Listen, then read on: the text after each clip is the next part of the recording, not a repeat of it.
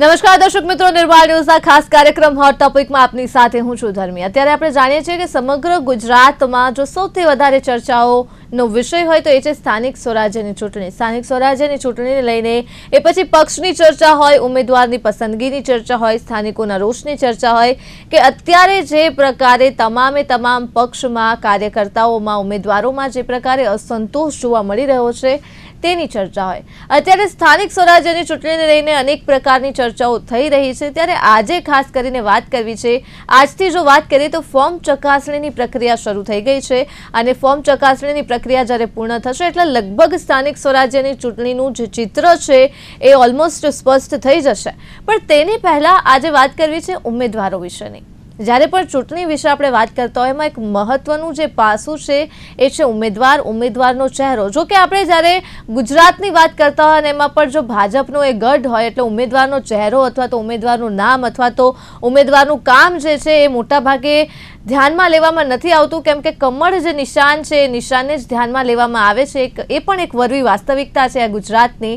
પણ તેમ છતાં પણ આજે વાત કરવી છે કે ઉમેદવાર કેવો હોવો જોઈએ। ઉમેદવારની જે પ્રકારે આ વખતે પક્ષો દ્વારા જે પસંદગી કરવામાં આવે છે એ પછી ભાજપ હોય કે કોંગ્રેસ હોય કે આમ આદમી પાર્ટી હોય, જે પ્રકારે ટિકિટ આપવામાં આવી છે, ક્યાંકથી સમાચાર મળ્યા છે કે કોઈ સોશિયલ મીડિયા ઇન્ફ્લુએન્સરને ટિકિટ આપવામાં આવી છે, કોઈ સેવકને, પિયુનને ટિકિટ આપવામાં આવી છે, પટ્ટાવાળાની નોકરી કરતા હતા અને એમને હવે ટિકિટ આપી દેવામાં આવી છે ભાજપ દ્વારા। ક્યાંક અમદાવાદમાં પાથરણા પાથરીને પોતાનું ગુજરાન ચલાવતા આશાબેનને ટિકિટ આપી દેવામાં આવી છે।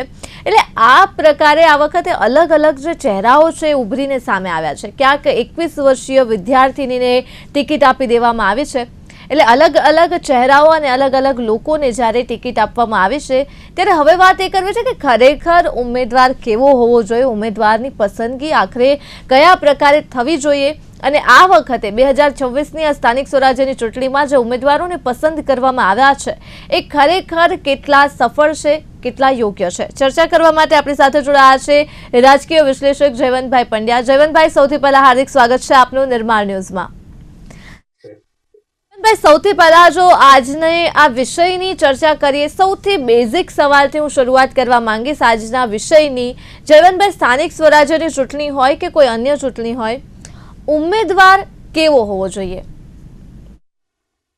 ઉમેદવારની આપણે વ્યાખ્યા જે આપણે શબ્દ છે એના ઉપરથી વ્યાખ્યા કરીએ તો ઉમેદવાર એ ઉર્દુ શબ્દ છે ઉમ્મીદવાર, એના ઉપરથી આવ્યો છે ઉમ્મીદ એટલે આશા। આશા આપણે જેની પાસેથી રાખી શકીએ એ વ્યક્તિ ઉમેદવાર હોઈ શકે, અભ્યર્થી હોઈ શકે।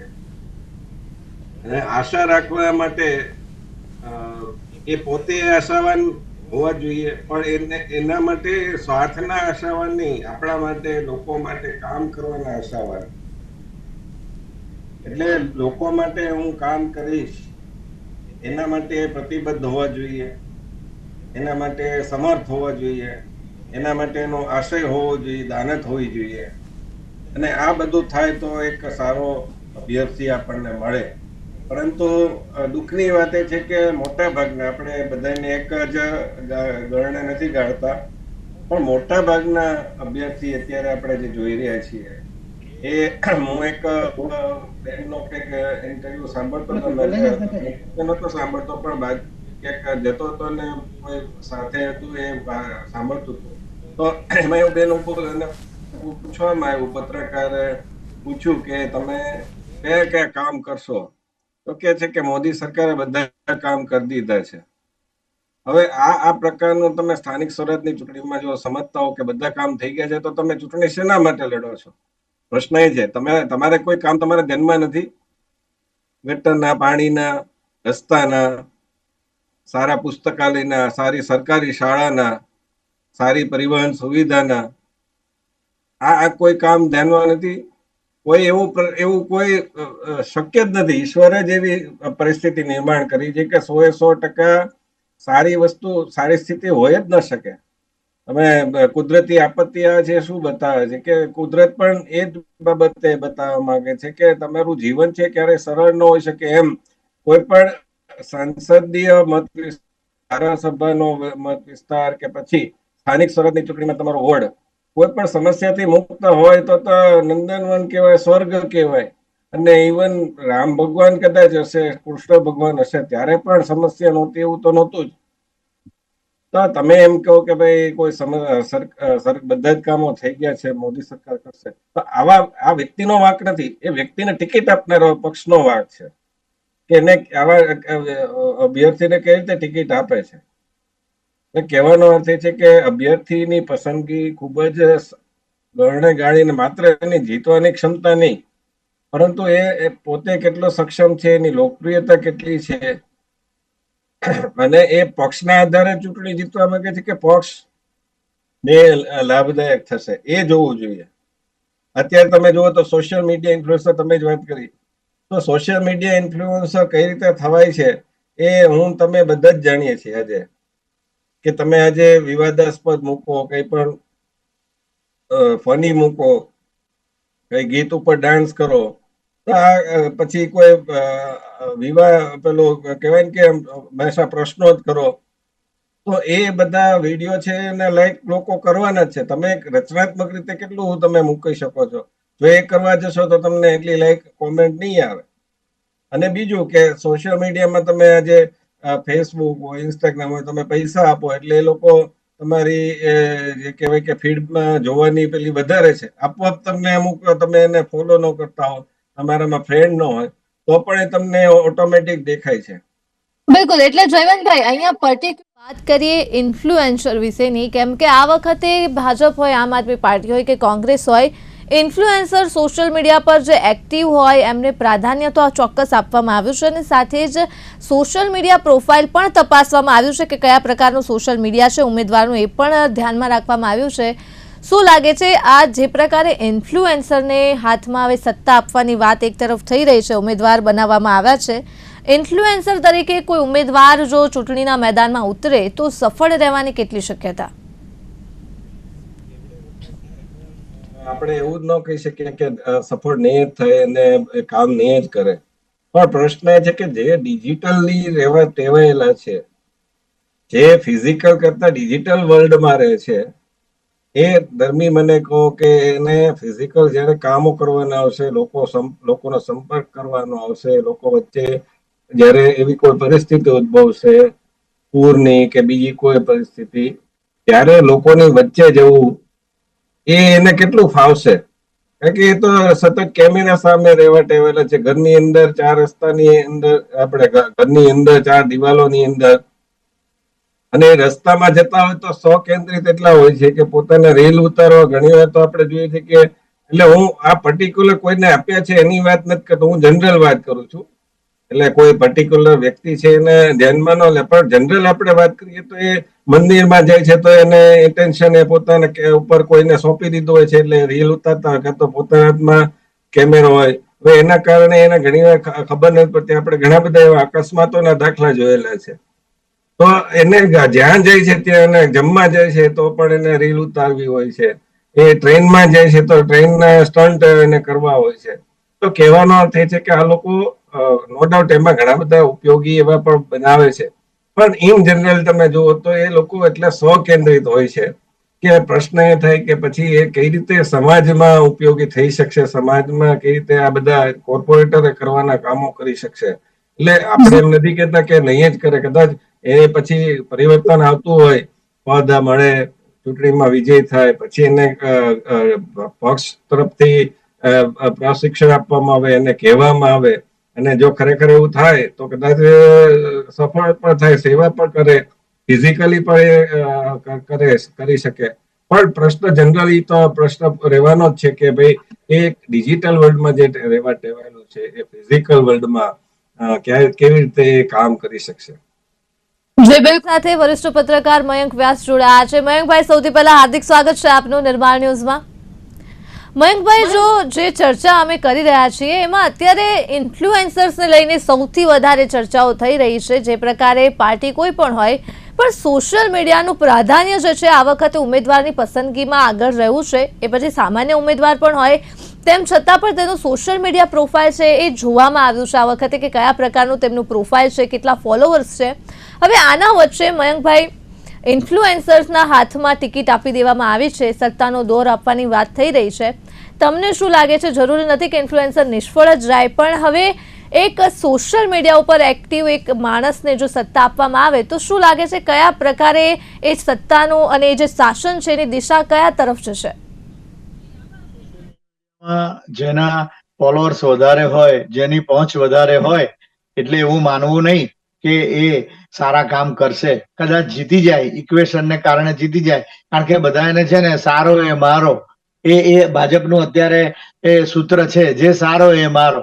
જેને આપવાનો હોય, જે કોંગ્રેસમાં પણ એ જ હાલત છે. રાજકોટમાં એક આરજે બેન છે, એમને ટિકિટ આપી છે.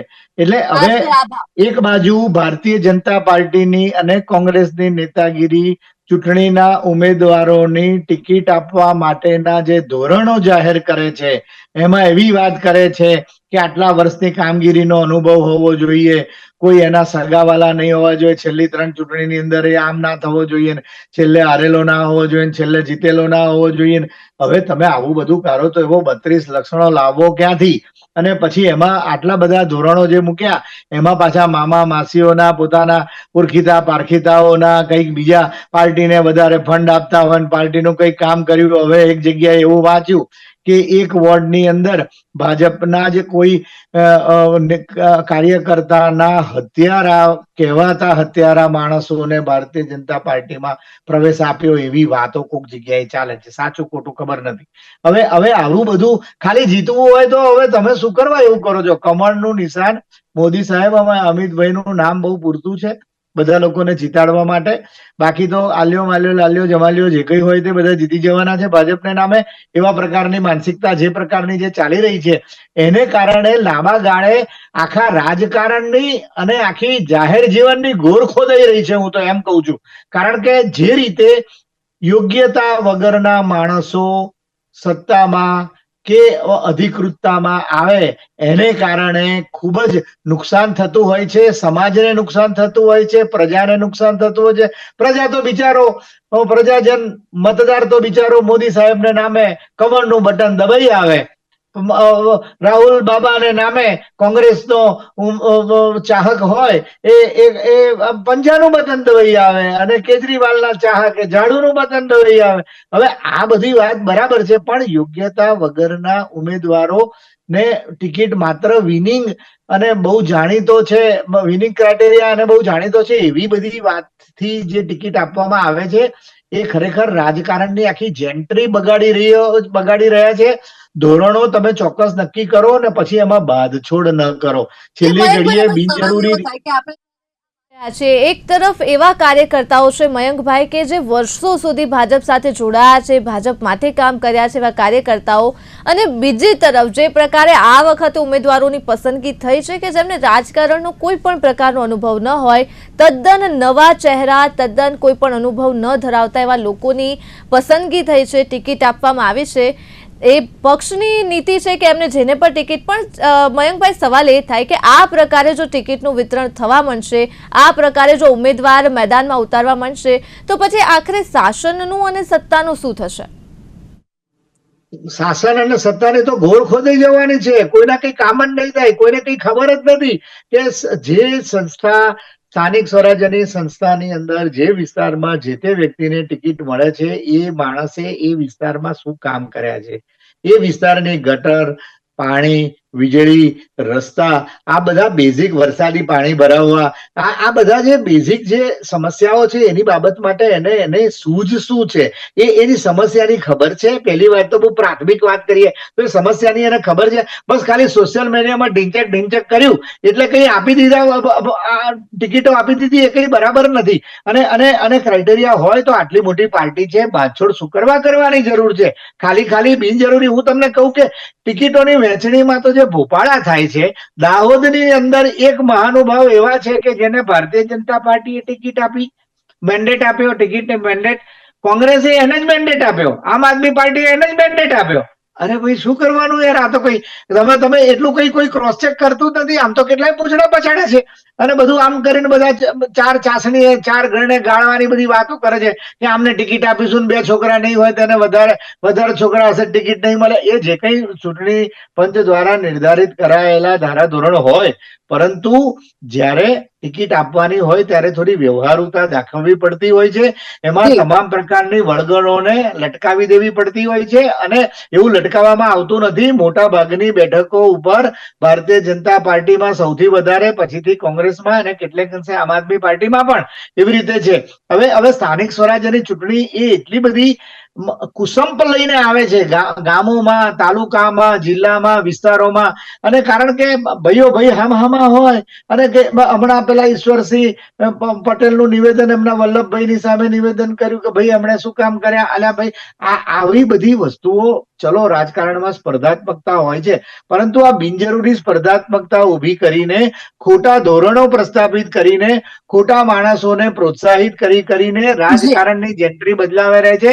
હવે પછીની પેઢી ગારો ભાણશે કે જે લોકો પાથરણા ઉપાડ્યા પાર્ટીની સભાઓમાં, ઘરના ચણા મમરા ખાઈને જે માણસોએ પાર્ટીને ઊંચે લાવવાની, પાર્ટીની કામગીરી કરી, એસટી બસો અને ટ્રેનોની અંદર લટકીને પ્રવાસો કર્યા, 5 સ્ટાર હોટલોમાં નથી રહ્યા, હવે એવા બિચારાને કોરાણે મૂકી દેવાના. અને આ જે એકદમ જ ભાજપમાં જમાત આવી ગયા, સવારે ભાજપમાં જોડાયા, બપોરે ટિકિટ, રાત્રે રાજીનામું આપ્યું. મયંકભાઈ, એટલે જે પ્રકારે આપણે વાત કરી રહ્યા છીએ, ધારાધોરણની જો વાત કરીએ જયવંતભાઈ, તો ધારાધોરણની તો આ વખતે પક્ષોમાં કોઈ સીમા જ નથી રહી, કેમ કે દહેગામ નગરપાલિકામાંથી જ આ બનાવ સામે આવ્યો છે. ટિકિટ આપી દેવામાં આવે છે, જે ઉમેદવારને ટિકિટ આપવામાં આવે છે તેના સગામાં, એટલે જો વાત કરું તો બુટલેગરના એક ઘરના સગાને ટિકિટ આપવામાં આવે છે. જયવંતભાઈ, ભાજપમાંથી આ ટિકિટ મળી છે, એટલે આ પહેલા પણ એવું થયું છે કે ગુનાહિત ઇતિહાસ ધરાવતા ઉમેદવારોને ટિકિટ મળી છે. આ વખતે ફરી આ ઘટનાનું પુનરાવર્તન થયું છે. દહેગામ નગરપાલિકામાં થયું છે કે બુટલેગરના પુત્રવધૂને ટિકિટ મળી છે. હવે બુટલેગરના પુત્રવધૂને ટિકિટ મળી હોય, આપ શું અપેક્ષા રાખો કે કયા પ્રકારે આ જે ઉમેદવાર છે એ કામ કરશે, કયા પ્રકારે પ્રચાર કરશે, અને જો સત્તામાં આવશે તો કયા પ્રકારે એ કામ કરશે? જયવંતભાઈ,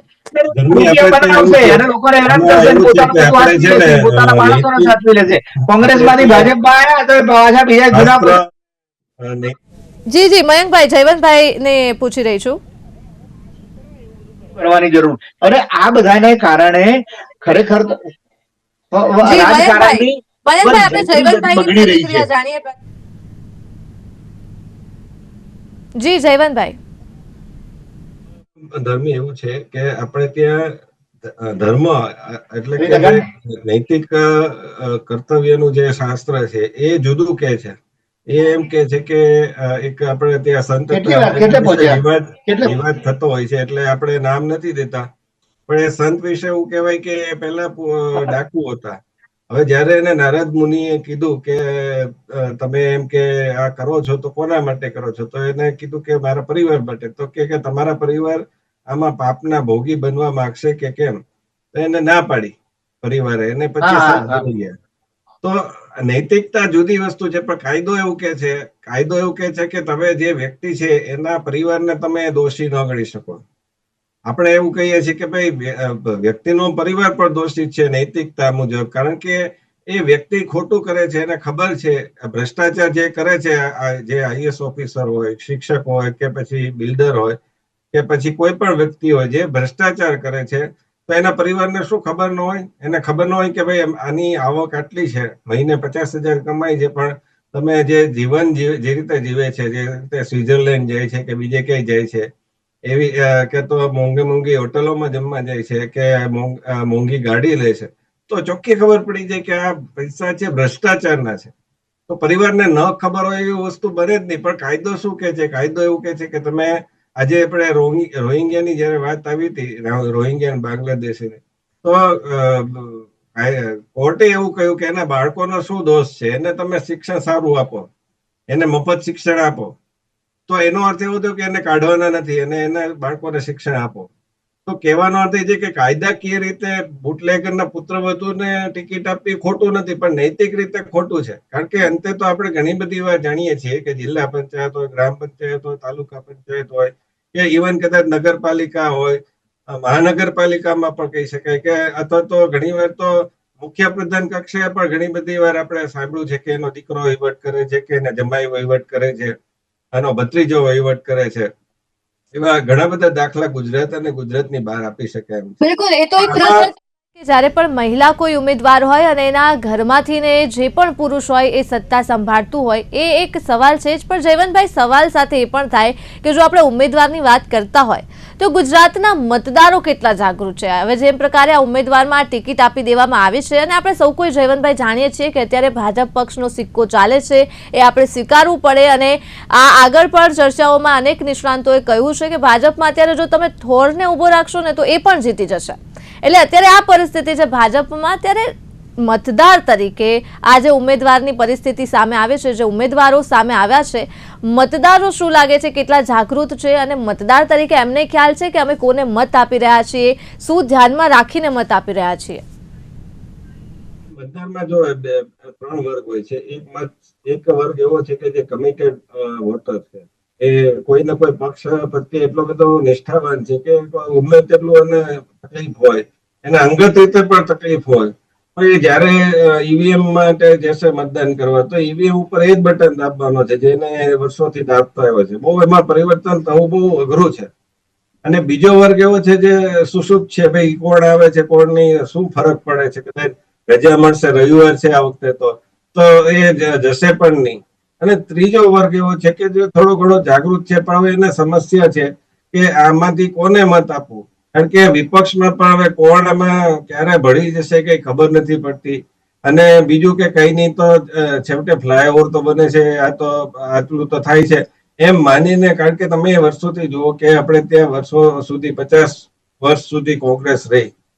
કોંગ્રેસના સમયમાં તે આદર્શ સ્થિતિ નહોતી. રસ્તા બધા સારા હતા, પાણીની સમસ્યા બધે દૂર થઈ ગઈ હતી, વીજળી પૂરેપૂરી મળતી હતી, બધી જ રીતે એકદમ નહોતો. પણ લોકો જાણતા હતા કે ભાઈ અત્યારના સમયમાં કોંગ્રેસનો કોઈ વિકલ્પ નથી, કારણ કે વિપક્ષો વેરવિખેર હતા.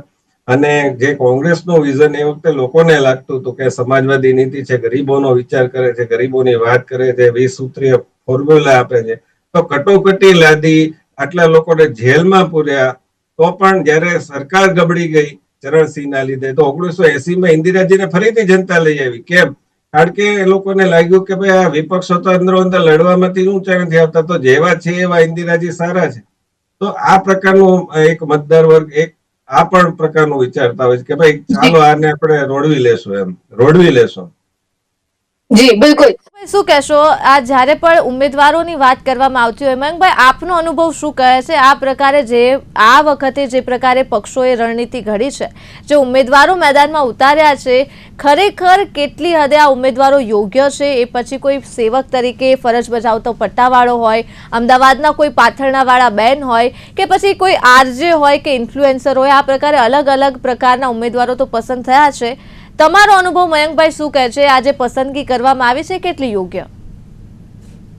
ભારતીય જનતા પાર્ટીનો આ સૌથી મોટો અભિગમ રહ્યો છે કે જુદા જુદા લોકોને, કાર્યકર્તાઓને, નવા કાર્યકર્તાઓને ટિકિટો આપવી, પાર્ટીમાં જોતરવા, પાર્ટીની કામગીરીમાં સામેલ કરવા, જુદા જુદા ક્ષેત્રના ડોક્ટર, વકીલ, કલાકારો હોય, ઇન્ફ્લુએન્સર્સ હોય કે જે કંઈ અલગ અલગ વ્યવસાયીઓના વ્યક્તિઓને જોડવાનો પ્રયત્ન કરીને ભાજપ પોતાનો વ્યાપ વધારવાની કોશિશ કરે છે.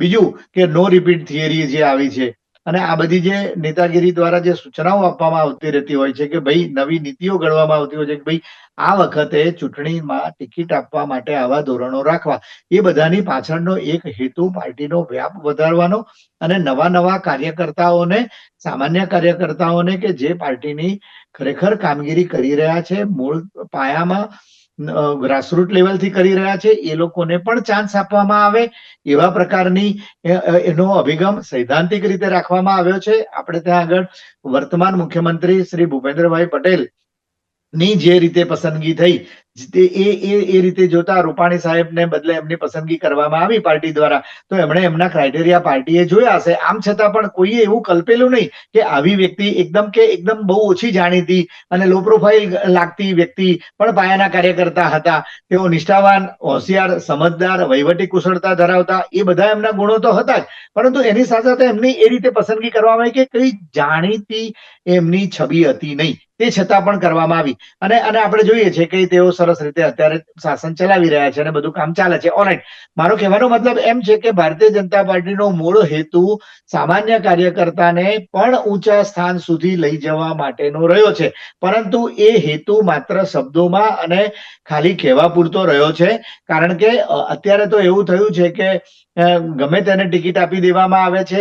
એમાં જે પાયાના કાર્યકર્તાઓ છે, જે લોકોએ વર્ષો સુધી ભાજપની સેવા કરી છે અને થોડી એની અપેક્ષા તો હોય ને, રાજકારણમાં આવેલો વ્યક્તિ હોય, વર્ષો સુધી દિવસ રાત પોતે જે કામગીરી કરતો હોય, વોર્ડની અંદર કામ કરતો હોય, ઇલેક્શન વખતે બૂથમાં બધી કામગીરી કરતો હોય, અને અપેક્ષા હોય કે ભાઈ મને કંઈક મળશે.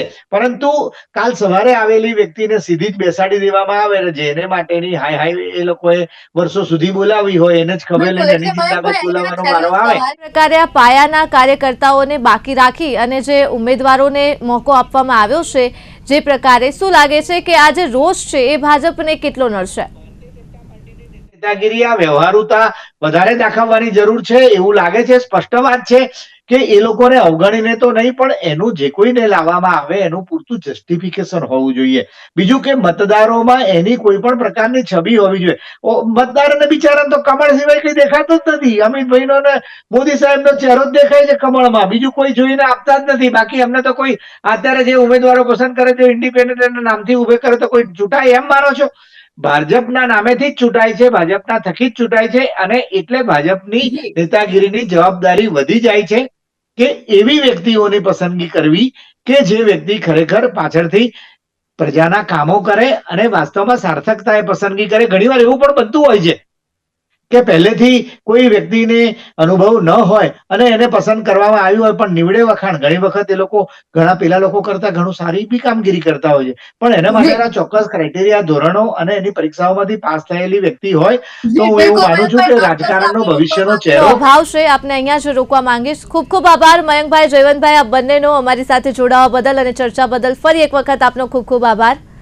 તો દર્શક મિત્રો, આજના હોટ ટોપિકમાં માત્ર આટલું જ. ફરી મળીશ. હાલ મને આપશો રજા. નમસ્કાર.